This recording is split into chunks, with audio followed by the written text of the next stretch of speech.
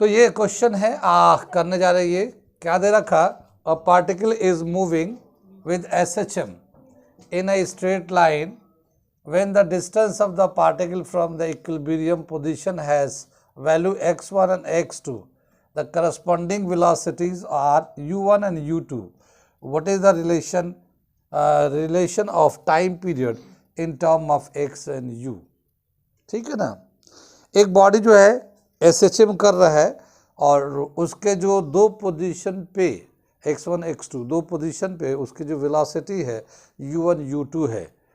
तो ये u1 u2 x1 x2 time period के टर्म में अगर लिखना चाहेंगे तो कैसे रिलेट करेगा, ठीक है ना। इसे सवाल दे रखा है, इसका सोल्यूशन करते हैं हम लोग, ठीक है ना। सोल्यूशन करने जा रहे हैं, पहले एक फिगर बना लेते हैं, फिगर बना के समझते हैं। ये हमारा एक पेंडुलम मान लेते हैं जो SHM करता है और ये मीन पोजीशन से एक्सट्रीम पोजीशन पे गया एक हिसाब से और फिर दूसरे साइड से ये एक्सट्रीम पोजीशन पे गया, ठीक है ना। कितनी बात सुन में, जब भी कभी कोई पार्टिकल जब ऑसिलेट करता है, ठीक है, तो मीन से जब एक्सट्रीम की तरफ जाता है तो उसका वेलोसिटी बढ़ता है या घटता है। जब मीन से एक्सट्रीम की तरफ जाता है तो घटता जाता है। तो जैसे ये मीन पोजीशन पे वेलोसिटी सबसे ज़्यादा है, यहाँ डिस्टेंस जाएंगे, इतना डिस्टेंस जाएंगे, ये x1 ले लेते हैं, ये x2 ले लेते हैं, distance from mean to extreme की तरफ जा रहे हैं। तो ये जो वेलोसिटी होगा ये घटता जाएगा, u1 ये u2, यहाँ पे x1 की जगह पे वेलोसिटी है u1, x2 की जगह पे वेलोसिटी है u2। लेकिन अगर हम लोग देखें इसको लॉजिक के हिसाब से, कंसेप्ट के हिसाब से, तो u2 कम होगा क्योंकि वेलोसिटी डिक्रीज करते जाता है, u1 ज़्यादा होगा। तो जैसे जैसे डिस्टेंस बढ़ता है मीन से एक्सट्रीम की तरफ वेलोसिटी घटता जाता है, ठीक है ना, डिस्टेंस में। अब बताया है कि इसका अगर टाइम पीरियड के टर्म में इन दोनों चीज़ों को लिखना चाहें तो कैसे लिख सकते हैं। कितना समझ में आई, ये सवाल समझ में आ गया। ये आगे चलते इसका हम लोग सल्यूशन करते हैं, देखते हैं क्या रिलेशन दे रखा है, ठीक है। The velocity of a particle in SHM, अगर हम जो फॉर्मूला वो क्या है, एक तो वेलोसिटी का फॉर्मूला है a omega cos omega T, ये तो एंगल के टर्म में दे रखा, लेकिन इसी को हम लोग पोजीशन के टर्म में चेंज कर देते हैं तो omega root a square minus y square, है ना। y जो है ना डिस्प्लेसमेंट होता है, a एम्पलीट्यूड होता है, ओमेगा एंगुलर वेलोसिटी होता है, ठीक है ना।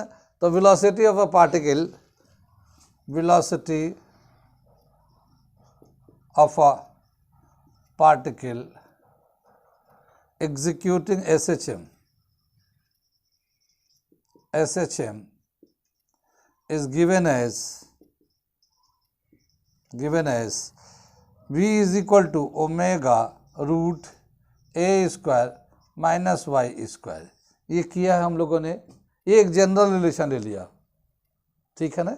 लेकिन अब हम लोग क्वेश्चन के रिस्पेक्ट में अगर लेना चाहें, इसी को लिखना चाहें, ठीक है ना, इस क्वेश्चन के रिस्पेक्ट में, सो यहाँ पे जो वेलोसिटी है u1 लिख देते हैं, ठीक है ना।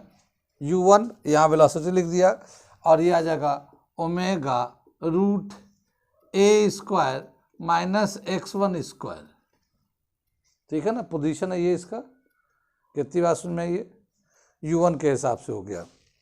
ऐसे ही बोला क्या, इसको रूट को पहले कैंसिल कर ले आसानी के लिए, तो क्या होगा, u1 square is equal to omega square a square minus x1 square.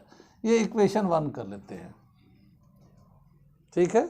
Square कर लिया था रूट हटाने के लिए। ऑल्सो, ठीक है ना, u2 स्क्वायर हमने डायरेक्ट लिखा हूँ यहाँ के लिए, u2 square is equal to omega square a square x2 square. ये सेकेंड इक्वेशन हो गया। कितनी बात सुन में, आगे चलना हमें जो इसमें हमें बताना है पोजीशन एंड डिस्प्लेसमेंट के टर्म में, डिस्टेंस के टर्म में बताना है।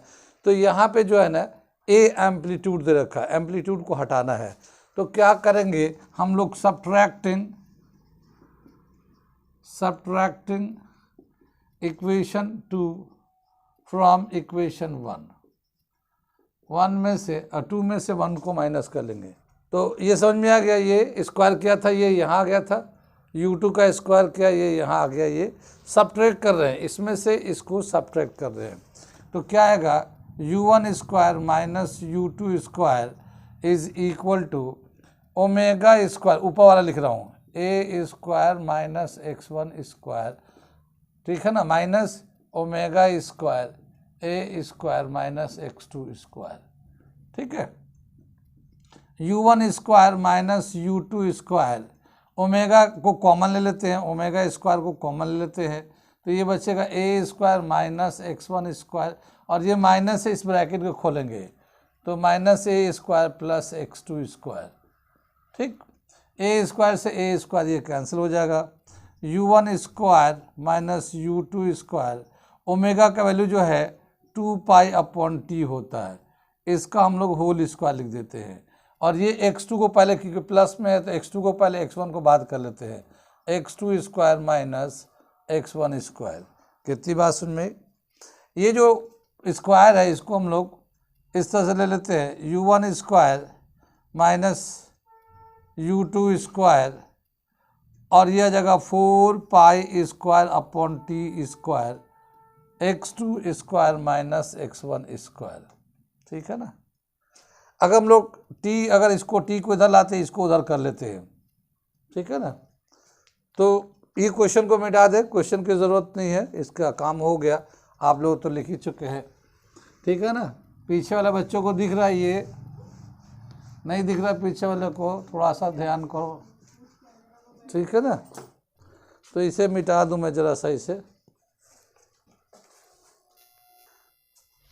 ठीक है। तो यहाँ से हम लोग देखते हैं ये टी स्क्वायर को इधर लेके आएंगे और ये u1 square minus u2 square को उधर लेके जाएंगे, तो क्या आएगा, ये t square is equal to 4 pi square, ये x2 square minus x1 square upon u1 square minus u2 square, ठीक है ना। इसका t का स्क्वायर हटाएंगे तो रूट में आ जाएगा, तो टाइम पीरियड हो जाएगा 2 पाई, स्क्वायर का रूट ले रहे तो 4 पाई स्क्वायर का 2 पाई आ जाएगा, और ये हो जाएगा x2 square minus x1 square u1 square minus u2 square 1/2। तो ये हमारा टाइम पीरियड का रिलेशन आ जाता है, जब भी कभी दो पोजीशन पे जो वेलोसिटी क्या है उसके साथ, पोजीशन और वेलोसिटी के हिसाब से, ठीक है। तो क्या इसमें है, बहुत आसान है, 2 पाई टाइम में तो 2 पाई तो आता ही आता है, ऊपर में डिस्प्लेसमेंट का जो एक्सट्रीम की तरफ जा रहा है, जो दूर जा रहा है, x2 दूर वाला है, एक्सट्रीम के करीब है, x2 square minus x1 square upon u1 square minus u2 square का होल रूट, ये 2 लिया पहले, 1 माइनस किया, यहाँ वेलोसिटी में 1 लिया, ये 2 आया है, तो ये इंटरचेंज करके ऐसा आया हुआ है, ठीक है ना। तो ये टाइम पीरियड का रिलेशन हो जाता है। कितनी बात में अगला क्वेश्चन करते हैं, ये मेरे हाथ में निशान आ गया है, वो कल इलेक्शन था 10 फरवरी को हमारे यूपी में, अलीगढ़ में इलेक्शन था, ठीक है ना, तो अलीगढ़ में इलेक्शन होता था, मैंने वोट डालने गया था, तो उसी का निशान छूट ही नहीं रही है, ऐसा बड़ा कर्रा निशान लगाया इन्होंने, दोबारा देने के लिए ना जाए कोई बहुत लोग करते हैं ना, तो छूट ही नहीं है, 3 दिन हो गया, ठीक है। तो ये 2022 नहीं सॉरी 2022 का ही इलेक्शन था जो अलीगढ़ में 10 फरवरी को हुआ है, यूपी स्टेट इलेक्शन, ठीक है ना। ये सवाल देखते हैं, पहले मैं पढ़ के सुनाता हूँ। A particle executing SHM along a straight line has a velocities of 4 meter per second when at a distance of 3 meter from the mean position, ठीक है ना। मीन पोजीशन से 3 मीटर के डिस्टेंस पे है, तो उस वक्त उसकी जो वेलोसिटी है 4 मीटर पर सेकेंड है, एंड 3 मीटर पर second when at a distance of 4 metre from it, और उसकी स्पीड 3 मीटर पर सेकेंड है जब 4 मीटर डिस्टेंस पे है मीन पोजीशन से। Find the time taken it takes to travel 2.5 metre from the position extremity of the its oscillation, ठीक है ना। तो टाइम पीरियड निकालना है, कितना टाइम लगेगा अगर वो 2.5 मीटर का डिस्टेंस ट्रैवल करे एक्सट्रीम पोजीशन से। अभी जो क्वेश्चन में बोला, जो पढ़ा हूँ मैं, उसका अगर हम लोग फिगर बना के देखते हैं सॉल्यूशन के लिए, तो बताया क्या कि ये जो है ये मीन पोजीशन है। जब वो मीन पोजीशन से एक्सट्रीम पोजीशन की तरफ जा रहा है, ठीक है ना, ऐसे, तो जब वो 3 मीटर के डिस्टेंस पे था, 3 मीटर के डिस्टेंस पे, तो उसका स्पीड है 4 मीटर पर सेकेंड, ठीक है ना। और जब 4 मीटर के डिस्टेंस पे है तो उस वक्त उसका स्पीड है 3 मीटर पर सेकेंड। कितनी बात में मीन से एक्सट्रीम की तरफ जा रहा है ये, ठीक है। तो 3 मीटर के डिस्टेंस पे 4 मीटर पर सेकेंड स्पीड है, और जैसे जैसे एक्सट्रीम की तरफ जाएगा वेलोसिटी कम होता जाएगा। तो ये जो पुराना फॉर्मूला हम लोगों ने लगाया है, उससे हम लोग चाहें तो ऑसिलेशन का टाइम पीरियड निकाल सकते हैं, लेकिन हमें टाइम पीरियड ऑसिलेशन का नहीं निकालना है। हमें बताया है कि अगर ये एक्सट्रीम से 2.5 मीटर पीछे आए तो उस वक्त कितना टाइम लगेगा। एक्सट्रीम से 2.5 मीटर पीछे मीन की तरफ आएगा तो कितना टाइम लगेगा, ये बताना हमें, ठीक है ना।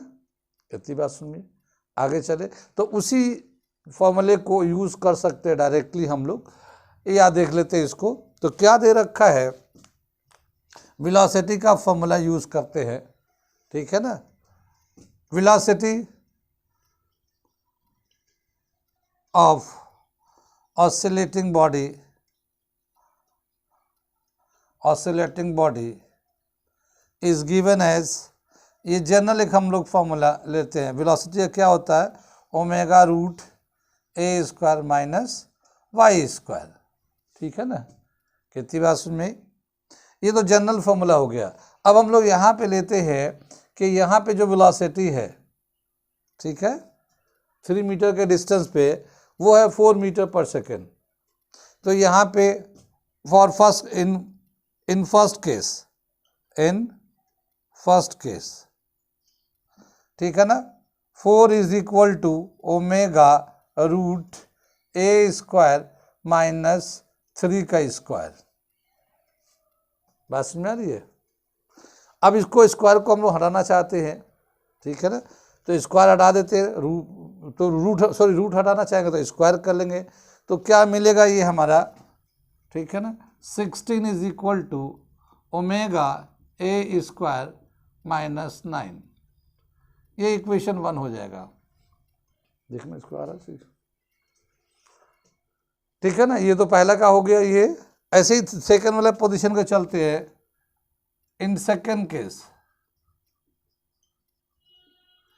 इसकी वेलोसिटी कितना दे रखा, 3, तो 3 का स्क्वायर 9 आ गया, ओमेगा ए स्क्वायर 16। ये दूसरा इक्वेशन हो गया, ठीक है ना। वेलोसिटी तो 3 था तो 3 का स्क्वायर 9 हो गया, ये ओमेगा जैसे आता ओमेगा आ गया, और ये ए स्क्वायर माइनस मीटर था 4 डिस्प्लेसमेंट का, तो 4 का स्क्वायर 16 हो गया। कितनी बात सुन में। आगे चले, डिवाइडिंग इक्वेशन 1 और 2 दोनों को डिवाइड कर देते हैं। डिवाइडिंग इक्वेशन 1 बाई 2, तो क्या मिलेगा, 16/9, ये 16 है, ये 9 है, ये ओमेगा से ओमेगा कैंसिल हो जाएगा, ए स्क्वायर माइनस 9 अपॉन ए स्क्वायर माइनस 16, ठीक है ना। इसे अगर हम लोग क्रॉस मल्टीप्लाई करते हैं हम लोग, तो 6 इस क्रॉस मल्टीप्लाई कर लेते हैं, ठीक है ना। तो 16 ए स्क्वायर माइनस 16 और ये 9 ए स्क्वायर माइनस 9, ठीक है। ये 16 ए स्क्वायर माइनस 256, 16 को 16 से मल्टीप्लाई 256 हो जाएगा। 9 ए स्क्वायर 81, 9 9 द 81। ये ए स्क्वायर को एक तरफ और इस नंबर को एक तरफ करते हैं, तो 16 ए स्क्वायर में से इस 9 को इधर जब लाएंगे माइनस करेंगे तो 7 ए स्क्वायर आ जाएगा ये, और ये जो 256 पे ले जाके प्लस करेंगे, ये इधर जाके प्लस हो जाएगा, तो ये आ जाएगा, ठीक है ना, 300 नहीं माइनस होगा, सॉरी, 256 माइनस 81, ये प्लस में नहीं है, तो ये कितना आ जाएगा, ये 5 और 7 175, ठीक है ना, 7 A square. A is equal to 175 upon 7 का रूट ले लेते हैं। दिख रहा है पीछे वाले बच्चों को? ठीक है ना, बॉयज बड़े वो साइलेंट रहते हैं, उन्हें सब समझ में आते रहता है। ठीक है ना, ये 175 को जब 7 से डिवाइड करो 25 आ जाएगा और ये 5 आ जाएगा। तो एम्पलीट्यूड जो है ना 5 आ गया, यानी यहाँ से जो एक्सट्रीम पोजीशन का जो एम्पलीट्यूड है वो 5 मीटर का आ गया। ठीक, कितनी बात सुन में। आगे दे रखा है, अगर हम लोग एंगुलर वेलोसिटी निकालना चाहे यानी ओमेगा का वैल्यू, तो इनमें से इक्वेशन 1 इक्वेशन 2 में से किसी में भी डाल के ओमेगा का वैल्यू निकाल लेते हैं। ओमेगा को ज़रूरत है तो इसलिए हम लोग ओमेगा का वैल्यू निकाल लेते हैं। ठीक है, इस क्वेश्चन को मिटा देते हैं, इसकी ज़रूरत नहीं है। ठीक है, तो ये क्वेश्चन हम मिटा लेते हैं और इक्वेशन 1 को यूज़ करते पुटिंग द वैल्यू ऑफ ए यानी एम्पलीट्यूड इन इक्वेशन 1। ठीक है, ये मैं सिस्टमेटिक तरह से करके करा रहा हूँ, बाकी आप लोग शॉर्टकट भी कर सकते हैं इसको। ठीक है ना, तो 16 ओमेगा 5 का स्क्वायर कर लेते हैं, ये 9 है। 1 में putting the value of A, putting a in equation 1 में कर रहे हैं हम लोग। ये कितना मिलेगा देखो, ये 5 का स्क्वायर कर 25 में से 9 जाएगा 16 इधर भी 16 इधर भी, तो omega is equal to 1 radian पर सेकेंड। ये आ जा गया, ओमेगा का वैल्यू आ गया, ये एंगुलर वेलोसिटी आ गया।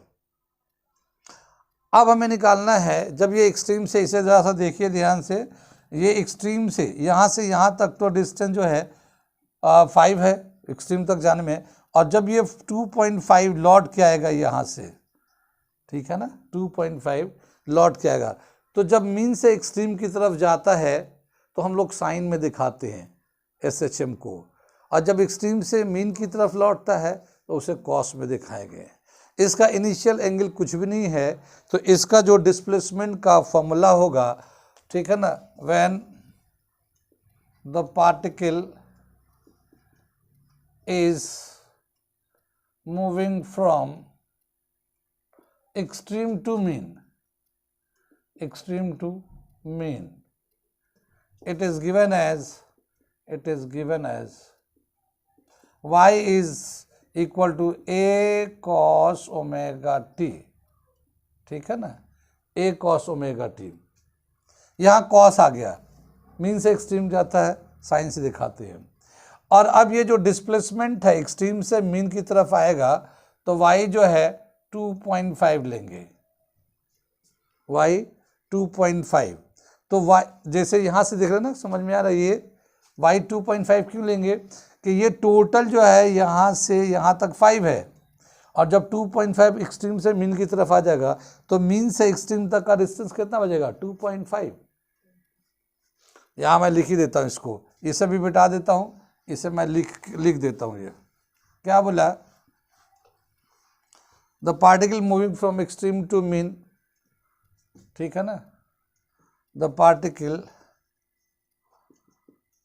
Moving 2.5 metre from extreme to mean, ठीक है ना, so the distance of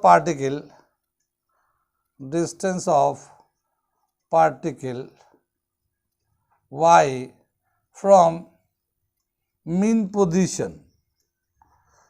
position यानी y जो है कितना आएगा, तो ये दे रखा y is equal to 5 minus 2.5। ये तो एम्पलीट्यूड है, यहाँ से यहाँ तक का, वो 2.5 एक्सट्रीम से लौटेगा, तो अब ये जो y मिलेगा हमें 2.5 मिल जाएगा ये मीटर।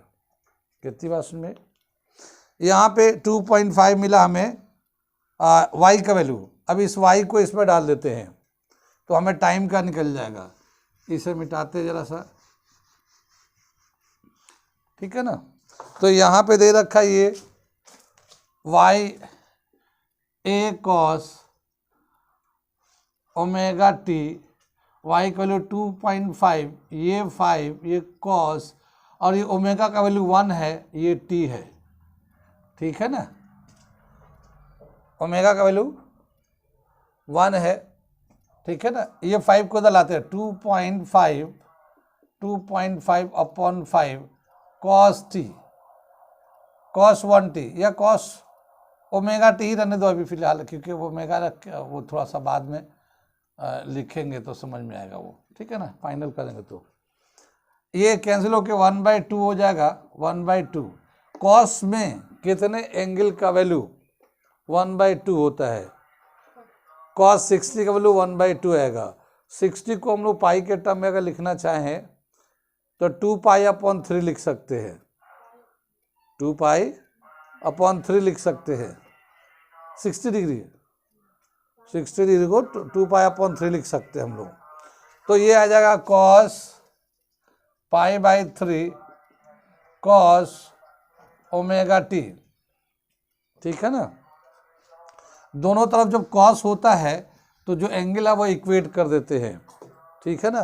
तो π/3 जो है ओमेगा टी के बराबर हो जाएगा, ठीक है। और ओमेगा का वैल्यू कितना है 1, ठीक है ना। अब यहाँ पे ओमेगा का वैल्यू 1 डाल देते हैं और पाई का वैल्यू जो है ना, जो पाई 3.14 यूज़ करेंगे, 3.14/3 और ये 1 ओमेगा का और टी, तो ये t इज इक्वल टू जब 3 से डिवाइड करेंगे 1.47 सेकेंड्स। तो ये जो है ना टाइम लेगा, t is equal to 1.047 seconds. ये हमारा आंसर हो जाएगा ये, ठीक है ना। तो ये जो है यहाँ से एक्सट्रीम से 2.5 मीटर लौटेगा तो उसको इतना टाइम लेगा ये, इसलिए कि हम लोगों ने इधर से इसलिए मोशन लिया कि कॉस में ले लिया, तो ये इधर से मोशन रिप्रेजेंट कर रही है, ठीक है ना। आगे चले हम लोग, यहाँ समझ में आ गया तो ठीक है, और नहीं समझ में आया तब भी ठीक है, नोट कर लीजिए, ठीक है ना। आगे चले, चलो ये देखते हैं, ये अगला क्वेश्चन SHM से कर रहे हैं हम लोग। A body of mass 0.1 kg is executing SHM according to the equation. ये इक्वेशन लिखा हुआ है y is equal to 0.5 cos 100 bracket का 100t + 3π/4 मीटर, ठीक है ना। एक पार्टिकल है जिसका मास जो है 0.1 kg है और SHM कर रहा है, और SHM का ये इक्वेशन दिया हुआ है। इससे रिलेवेंट हमें इतने सारे सवाल, पहला क्या पूछा, find the frequency of oscillation, दूसरा इनिशियल फेज, तीसरा मैक्सिमम वेलोसिटी, चौथा मैक्सिमम एक्सेलरेशन, पांचवा टोटल एनर्जी। ये 5 पार्ट इसमें पूछे गए हैं, ठीक है ना। तो इसे हम लोग देखते हैं कैसे सॉल्व करेंगे। ये तो क्वेश्चन है हमारा, सोल्यूशन करने जा रहे हैं हम लोग। तो सोल्यूशन में दे रखा है ये जो हमारा जो इक्वेशन दिया हुआ है SHM का, अगर हम लोग जनरल एक इक्वेशन लिखेंगे और उससे कंपेयर करते हैं हम लोग, ठीक है ना। कितनी बात में, तो क्या लिखा है, the general equation of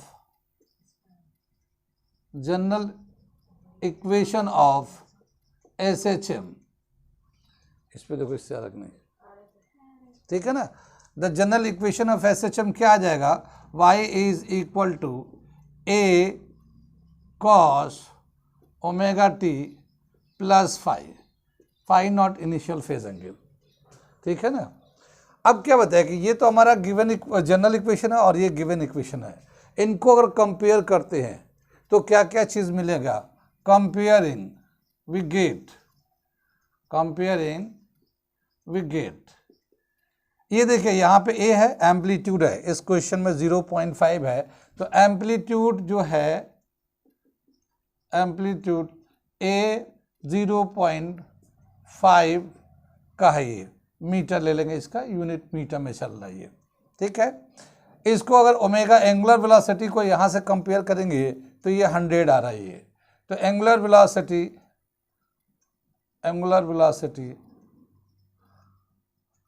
omega is equal to 100 radian पर सेकेंड लिख सकते हैं हम लोग इसको। और इनिशियल फेज एंगल देखना, इनिशियल फेज एंगल यहाँ पे जो है ये इनिशियल फेज एंगल कहलाता है, यहाँ पे 3.3π/4 है, तो इसको हम लोग इनिशियल फेज, इसको फाई नॉट को दिखाते हैं इस तरह से, ये 3π/4 आ गया। ये भी रेडियन आ जाएगा इनिशियल फेज। तो ये जो हमारा जो जनरल इक्वेशन था और जो गिवन इक्वेशन है, इसको कंपेयर करने के बाद इतने सारे पॉइंट्स हमें मिल गए। इसके बाद ये बोला है कि फ्रीक्वेंसी निकालना, सबसे पहला पार्ट जो बोला है वो फ्रीक्वेंसी निकालना है। तो फ्रीक्वेंसी फर्स्ट पार्ट कर रहे हैं हम लोग। फ्रीक्वेंसी जो है ओमेगा जो है कैसे निकालेंगे हम लोग, ओमेगा इसको फ्रीक्वेंसी निकालने जा रहे हैं। सो ओमेगा को लिखते हैं 2 पाई न्यू, ठीक है ना, omega is equal to 2 pi nu. और ये जो न्यू है, न्यू फ्रीक्वेंसी है, यहाँ पे पहले ओमेगा का वैल्यू लिख लेते हैं। ओमेगा कितना दे रखा, 100 into 2 is equal to 2 pi nu. Nu is equal to, nu frequency is equal to 100 upon 2 pi और 50 अपॉन पाई हर्ट्स। ये जो है ना फ्रीक्वेंसी आ जाएगा। पाई का वैल्यू जो है 3.14 से डिवाइड कर देंगे तो वो लगभग 16 पॉइंट समथिंग आ जाएगा ये, ठीक है ना। ऐसे भी लिख सकते हैं, ऐसे भी आंसर लिख सकते हैं इसको। तो ये हमारा इनिशियल फ्रीक्वेंसी हो गया, फ्रीक्वेंसी ऑफ ऑसिलेशन हो गया। इनिशियल फेज ये हमारा दे रखा ऑलरेडी, ये इनिशियल फेज 3π/4 आ गया हमारा, ऑलरेडी कंपेयर करके आ गया, ठीक है। अगला पार्ट करने जा रहा है मैक्सिमम वेलोसिटी, ठीक है। हम लोग इसके क्वेश्चन को थोड़ा सा मिटा देते हैं, या इधर आप लोग लिख लिए तो लिख लीजिए इसको। तो हम क्वेश्चन को मिटाते हैं और इनिशियल मैक्सिमम वेलोसिटी बनाते हैं इसको, ठीक है। मैक्सिमम वेलोसिटी का फॉर्मूला याद है, ठीक है। थर्ड पार्ट है ये मैक्सिमम वेलोसिटी। मैक्सिमम वेलोसिटी का फॉर्मूला होता है वी मैक्सिमम आर ओमेगा या ए ओमेगा, ठीक है ना। मैक्सिमम वेलोसिटी ए ओमेगा होता है, ठीक है ना। वी मैक्सिमम, ए एम्पलीट्यूड है, एम्पलीट्यूड का वैल्यू हमारे पास दे रखा 0.5 और एंगुलर वेलोसिटी दे रखा 100, ओमेगा का वैल्यू 100 है, ठीक है। ये कितना आ जाएगा, ये 50 आ जाएगा मीटर पर सेकंड मैक्सिमम वेलोसिटी। कुछ बात समझ आ रही है। ऐसे ही मैक्सिमम एक्सेलरेशन का क्या फॉर्मूला है, मैक्सिमम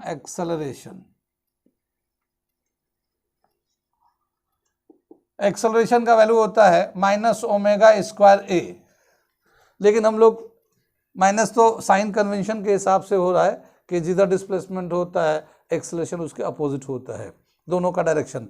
तो यहाँ हम लोग माइनस को कोई ज़रूरी नहीं है, इसको रिमूव कर लेते हैं, मैग्नीट्यूड निकालता है मैक्सिमम एक्सेलरेशन का। तो ओमेगा का वैल्यू कितना है, ये 100 है, 100 का स्क्वायर हो जाएगा और ये एम्पलीट्यूड 0.5 है, ठीक है। अगर हम लोग इसको करते हैं तो 10,000 आ जाएगा, ये 100 का स्क्वायर 10,000 इंटू 0.5, ये 5,000 आ जाएगा, 5,000 मीटर पर सेकंड स्क्वायर, ठीक है। 5,000 हो गया।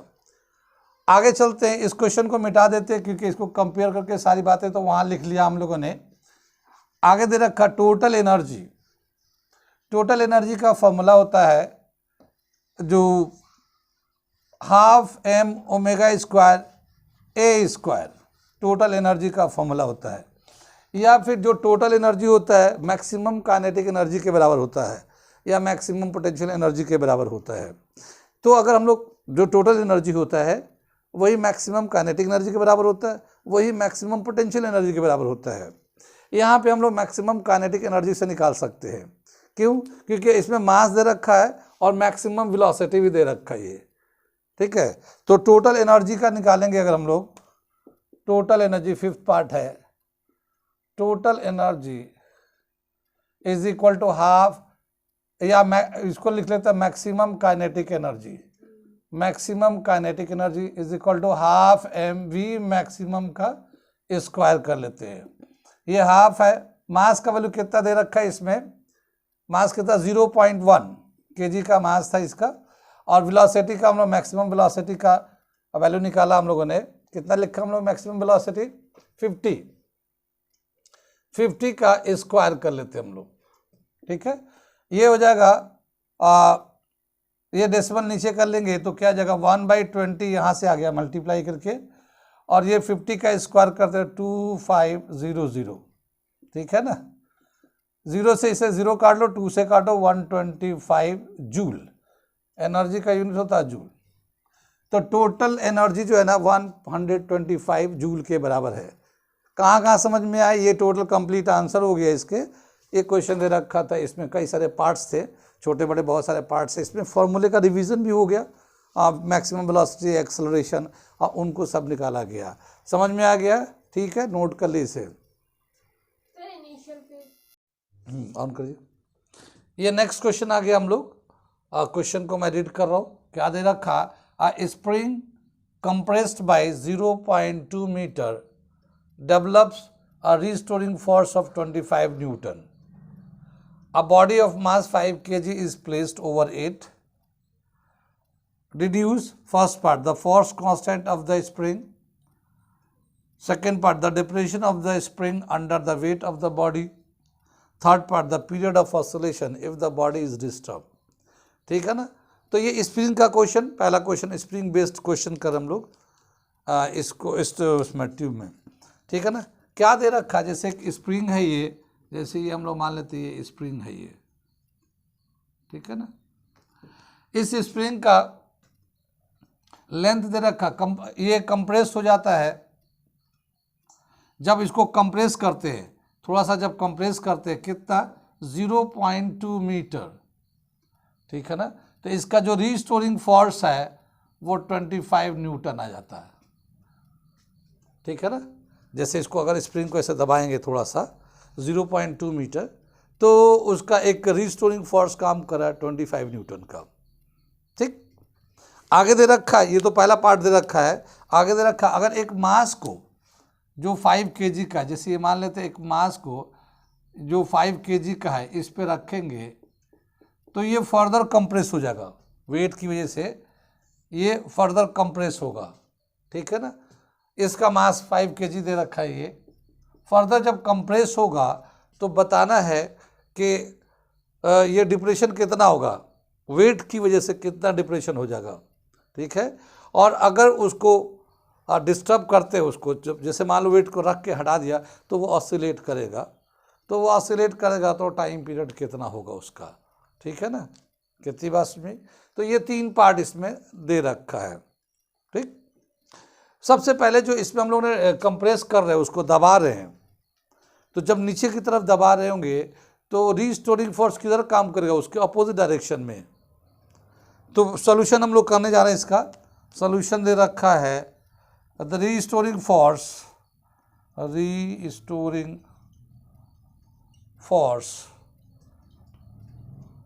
F is equal to kx बता रहा restoring constant, and x compression और एलोंगेशन जो भी होता है उस हिसाब से। ये जो रीस्टोरिंग फोर्स है कंप्रेशन के अपोजिट में काम करेगा, तो वैसे साइन कन्वेंशन के हिसाब से हम लोग माइनस डाल सकते थे। जैसे हम लोग इसको कंप्रेस करेंगे ऐसे, तो नीचे की तरफ दबाएंगे, लेकिन रीस्टोरिंग फोर्स ऊपर की तरफ काम करेगा, तो डिस्प्लेसमेंट और एक्सेलरेशन दोनों अपोजिट हो जाते हैं, तो माइनस साइन लगा सकते हैं। लेकिन हमें मैग्नीट्यूड नहीं निकालना, हमें सिर्फ ये निकालना है, यहाँ पे रीस्टोरिंग कांस्टेंट, फोर्स कांस्टेंट निकालना है, ठीक है ना। तो ये जो है फोर्स कांस्टेंट के का वैल्यू चाहिए हमें, तो के इज इक्वल टू कितना हो जाएगा, F/x, ठीक, F/x। तो ये जो फोर्स है कितना लगाया था, 25 न्यूटन का फोर्स लग रहा है इस पे, ठीक है। और इस पे जो है डिप्रेशन आ रहा है 2.5, 0.2 डिप्रेशन आ रहा है। ये हमारा जो है 25/0.2 आ रहा है, इसको डेसिमल हटाएंगे तो 250/2 आ जाएगा, ये 125 न्यूटन पर मीटर आ जाएगा, ठीक है ना। रीस्टोरिंग कांस्टेंट का जो वैल्यू आएगा, ये तो रीस्टोरिंग फोर्स है, जो फोर्स लगा रहे हैं वो फोर्स कितना लगा रहे हैं 25 न्यूटन, लेकिन यहाँ पे के जो है रीस्टोरिंग कांस्टेंट कहलाता है, तो 125 न्यूटन पर मीटर रीस्टोरिंग कांस्टेंट है। स्प्रिंग कांस्टेंट कितना दे रखा है, ये 125 न्यूटन पर मीटर, ठीक है ना। नेक्स्ट पार्ट दे रखा the depression of the spring under the weight of the body, कितना डिप्रेस्ड होगा अगर ये बॉडी पे 5 kg का मास रखेंगे तो सेकेंड पार्ट हम लोग कर रहे हैं इसका।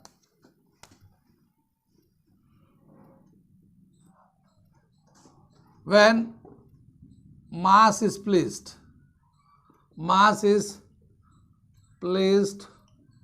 over the spring,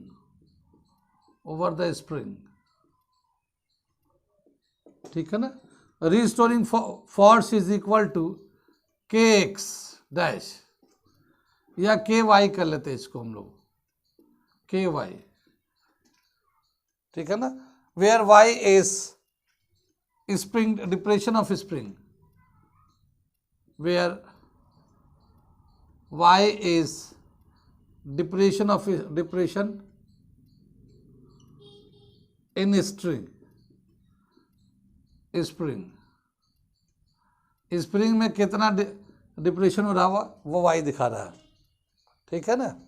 तो y इज इक्वल टू कितना हो जाएगा, y is equal to f upon k।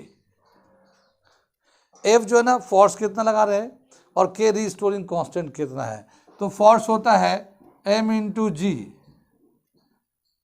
ठीक है ना, फोर्स कितना हो जाएगा M इंटू जी और K तो K है।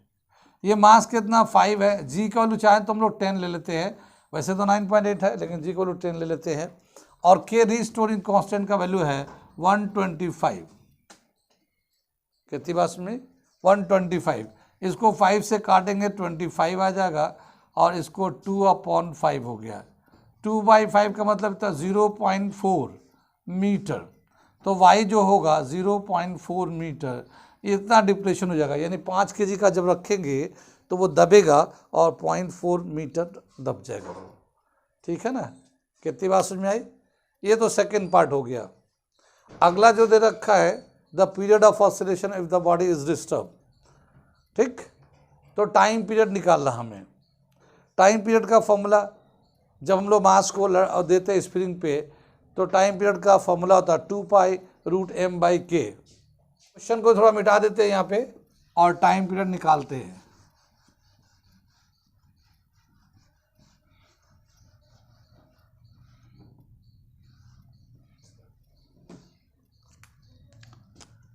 T is equal to 2π√m/k, ये m है मास और k है स्प्रिंग कांस्टेंट। 2 इंटू 3.14 ये ले लेते हैं, मास कितना है 5 kg का, स्प्रिंग कांस्टेंट 125 दे रखा है ये, ठीक है ना। इसको कैंसिल करेंगे 25 आ जाएगा, 6.28 अपॉन ये 5 इसका रूट से बाहर आ जाएगा ये, ठीक है ना। तो टाइम पीरियड का वैल्यू हो जाएगा 125 सेकेंड्स, इतना टाइम पीरियड आ जाएगा। इसको जब 6.28 को 5 से डिवाइड करेंगे तो लगभग 1.25 सेकेंड्स आ जाएगा टाइम पीरियड। ये कितना समझ में आई है स्प्रिंग का पहला क्वेश्चन उन्होंने किया, थोड़ा बेसिक कंसेप्ट को रिवीजन के लिए, रिलेशन को देखने के लिए, तो ये हमारा पहला क्वेश्चन हो गया इसको, ठीक है। अगला क्वेश्चन करने जा रहे हैं,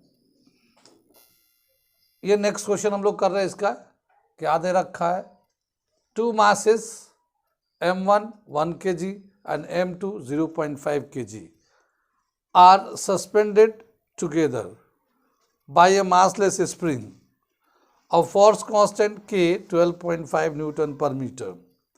When they are in equilibrium position, m1 is removed, gently removed. Calculate the angular frequency and the amplitude of oscillation of m2, ठीक है ना। एम्पलीट्यूड बताना है, एंगुलर फ्रीक्वेंसी बताना है m2 का, g का वैल्यू 10 मीटर पर सेकेंड।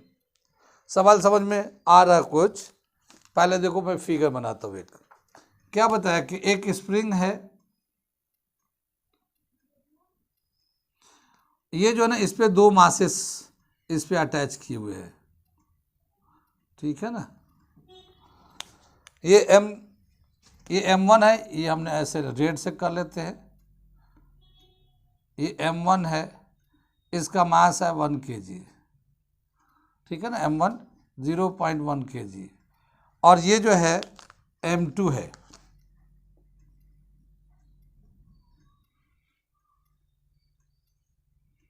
ये m2 है, और ये है 0.5 kg। कितनी बात सुनी, ये दोनों मासेस ऐसे से एक साथ लटके हुए हैं। इन दोनों मास की वजह से ये स्प्रिंग में एलोंगेशन होगा, ठीक है। ये दोनों मास की वजह से टोटल एलोंगेशन कितना है वो हम लोग लिख रहे हैं। मान लिया y है, ये दोनों मास को एक साथ जब बांध के लटकाया है तो टोटल इस स्प्रिंग के अंदर जो है एलोंगेशन हम लोगों ने ले लिया y है। तो ये मतलब दोनों मास को एक साथ जब लटका हुआ है तो उसकी वजह से इसका एलोंगेशन होगा y, हमने मान लिया y। अब क्या बताया कि इसका स्प्रिंग का जो रीस्टोरिंग कांस्टेंट है 12.5 न्यूटन पर मीटर है। आगे बताया गया कि अगर हम लोग इस मास m1 को इसको निकाल ले, ठीक है ना, इस मास m1 को निकाल ले, जनरली रिमूव का मतलब इसे हटा देते हैं, तो m2 इसमें हैंग करेगा, लेकिन वेट कम होने की वजह से स्प्रिंग थोड़ा सा कम एलोंगेट होगा, ठीक है ना। तो जितना पहले एलोंगेट हुआ था दोनों मास के लटकने की वजह से, और जितना अब एलोंगेट करेगा, उन दोनों का जो डिफरेंस होगा वही एम्पलीट्यूड कहलाएगा। अब मैं करके दिखाता हूँ तो समझ में आएगा। तो हम लोग क्या लेते हैं, ये लेते हैं व्हेन सॉल्यूशन कर रहे हैं, the elongation in the spring when both masses m1 plus m2 are hanged is y,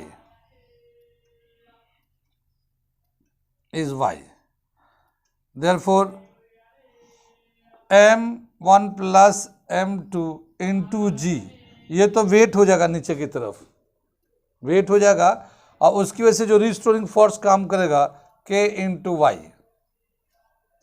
कितनी बात सुन में, ये k इंटू वाई, ये रिस्टोरिंग ये लोड हो जाएगा, ये टोटल वेट नीचे की तरफ आ जाएगा। और यहाँ से y ले लेते हैं, y इज इक्वल टू क्या होगा, m1 प्लस m2 इंटू जी अपॉन k, ये इक्वेशन 1 हो जाएगा। इतना एलोंगेशन पहले आ रहा था जब दोनों मास एक साथ हैंग किए हुए था, तो ठीक है ना। कितनी बात सुन में, आगे चलते इसका नेक्स्ट पार्ट करते हैं। क्या दे रखा है, व्हेन m1 इज रिमूव्ड, ठीक है ना, the reduced extension in spring is y dash due to m2, दूसरा m2 मास की वजह से जो एलोंगेशन होगा y डैश ले लेते हैं। therefore क्या हो जाएगा, m2g इज इक्वल टू के वाई डैश। अब m1 तो है नहीं इसमें, इसको हटा दिया, तो m2 है, तो m2 की वजह से जो लटका है तो ये टोटल हमारा वेट हो जाएगा, और उसकी वजह से ये k इंटू एक्स, फॉर्मूला तो याद है ना ये, तो k इंटू वाई डैश, अब ये एलोंगेशन तो है मगर m2 की वजह से ये कम है पहले के मुकाबले में। अब यहाँ से हम लोग y डैश निकाल लेते हैं, y dash is equal to m2g upon k। कितनी बात में, ये दूसरा इक्वेशन हो गया ये, ठीक है ना। यहाँ पे एक बार समझ लीजिए, जैसे दोनों मास लटकाया था, सपोज करके दोनों मास लटकाया था और स्प्रिंग में 10 सेंटीमीटर का एलोंगेशन था, ठीक, दोनों मास की वजह से। अब एक मास m1 को हटा दिया तो अब ज़्यादा एलोंगेशन कम हो जाएगा, यानी एक्सटेंशन कम होगा, मान लो 4 सेंटीमीटर का रहेगा, क्योंकि मास जो है ना ज़्यादा है, 1 kg आधा kg, तो m2 की वजह से एक्सटेंशन जो है 4 सेंटीमीटर का है, तो 10 में से 4 माइनस कर देंगे तो 6 का हमारा चेंज आया है, जो चेंज आया है, यानी अब वो m2 जो है वो ऐसे 6 सेंटीमीटर के बीच में करेगा, क्योंकि वो तो m2 की वजह से तो 4 सेंटीमीटर एलोंगेशन रहेगा, लेकिन डिस्टर्बेंस होने की वजह से ही तो वाइब्रेशन होता है। तो हमारा 6 सेंटीमीटर का वाइब्रेशन की वजह से वो वाइब्रेशन होगा, उसकी वजह से ऑसिलेट करेगा। एनीवे, तो हम क्या करेंगे, इसमें से इसको माइनस कर देते हैं, subtracting 2 from 1, subtracting equation 2 from 1, ठीक है ना। तो देखो y में से y डैश को माइनस कर देंगे, ठीक है ना, में से y डैश को माइनस कर देंगे तो क्या मिलेगा, m1 प्लस m2 इंटू जी अपॉन के माइनस m2g अपॉन के, ठीक है। इसको ब्रैकेट को जब खोलेंगे, देखिए ये वाला, तो ये आएगा हमारा m1g के प्लस m2g के माइनस m2g के, ये m2g के कैंसिल हो जाएगा, y माइनस वाई डैश के, और हमारा क्या होगा, y minus y dash is equal to m1g के, ये इसके बराबर होगा, ठीक है ना। ये एम्पलीट्यूड कहलाएगा। थोड़ा सा उधर से मैं लिख दूं, दिख रहा है पीछे वाले बच्चों को, ठीक है। चलो क्वेश्चन ही मिटा लेते हैं इसको, ये सही कह रहे हैं, ये होशियार हो गए रहते रहते, ठीक है। तो क्वेश्चन मिटा देते हैं, बाकी तो सब समझ में आ ही रहा है।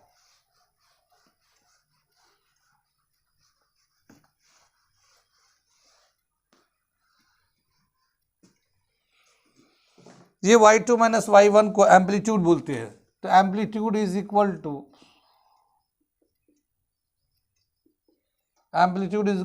m1g अपॉन के, ठीक है ना। अगर हम लोग इसका वैल्यू डाल दे तो एम्पलीट्यूड का वैल्यू हो जाएगा, ये मास कितना है 1 kg, m1 जो है ना 1 kg था, g का वैल्यू 10 ले लेते हो, क्वेश्चन में दे रखा है, और k का वैल्यू 12.5 भी दे रखा है, ठीक है ना। इसको अगर हम लोग लेंगे तो 10 अपॉन 12.5, डेसिमल अगर हटाना चाहेंगे तो यहाँ 100 कर लेंगे, 4/5 हो जाएगा, ये 0.8 मीटर एम्पलीट्यूड हो जाएगा। ये कितनी बात समझ में, तो 0.8 मीटर का एम्पलीट्यूड आ गया ये यहाँ पे। अब हमें निकालना है एंगुलर फ्रीक्वेंसी, ठीक है ना, एंगुलर फ्रीक्वेंसी। अब जो मास m1 तो हटा दिया है, अब हमें m2 की वजह से जो एंगुलर फ्रीक्वेंसी होगा वो निकालने जा रहे हैं हम लोग।